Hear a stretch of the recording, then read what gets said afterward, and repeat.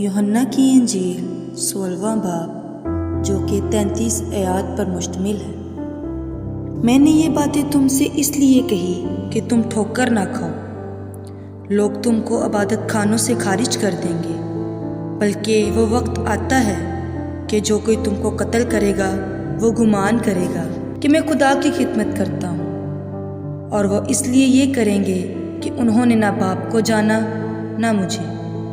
लेकिन मैंने ये बातें इसलिए तुमसे कही कि जब इनका वक्त आए तो तुमको याद आ जाए कि मैंने तुमसे कह दिया था।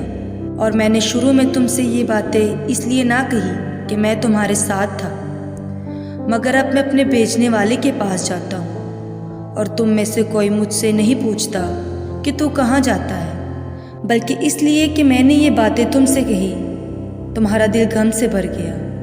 क्योंकि मैं तुमसे सच कहता हूँ कि मेरा जाना तुम्हारे लिए फ़ायदा मंद है, क्योंकि अगर मैं ना जाऊँ तो वो मददगार तुम्हारे पास ना आएगा, लेकिन अगर जाऊँ तो उसे तुम्हारे पास भेज दूँगा, और वह आकर दुनिया को गुनाह और रास्तबाजी और अदालत के बारे में कसूरवार ठहराएगा।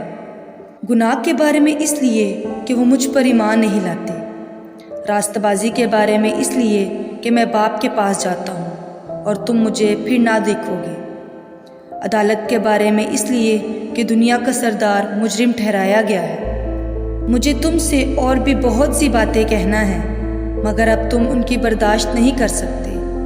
लेकिन जब वो यानी रूह हक आएगा तो तुमको तमाम सच्चाई की राह दिखाएगा, इसलिए कि वो अपनी तरफ से ना कहेगा, लेकिन जो कुछ सुनेगा वही कहेगा और तुम्हें आइंदा की खबरें देगा। वो मेरा जलाल जाहिर करेगा, इसलिए कि मुझ ही से हासिल करके तुम्हें खबरें देगा। जो कुछ बाप का है वो सब मेरा है, इसलिए मैंने कहा कि वो मुझ ही से हासिल करता है और तुम्हें खबरें देगा।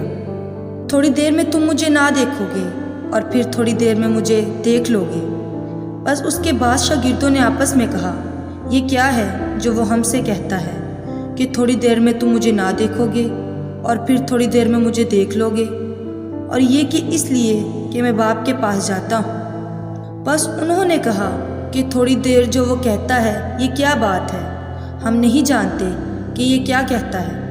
यीशु ने ये जानकर कि वो मुझसे सवाल करना चाहते हैं उनसे कहा, क्या तुम आपस में मेरी इस बात की निस्बत पूछताछ करते हो कि थोड़ी देर में तुम मुझे ना देखोगे और फिर थोड़ी देर में मुझे देख लोगे?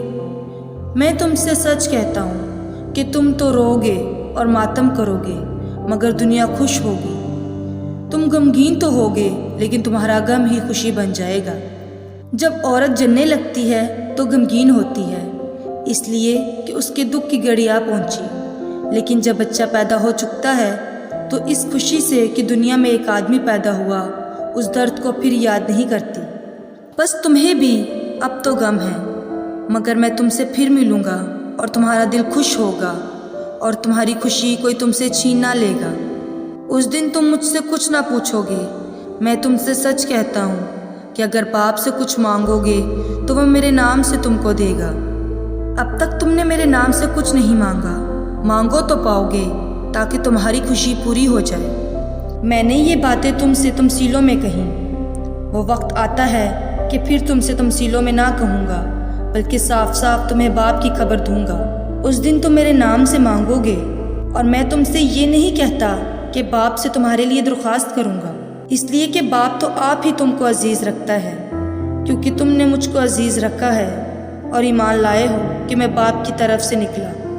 मैं बाप में से निकला और दुनिया में आया हूँ, फिर दुनिया से रुखसत होकर बाप के पास जाता हूँ। उसके शागिर्दों ने कहा, देख, अब तू साफ साफ कहता है और कोई तमसील नहीं कहता।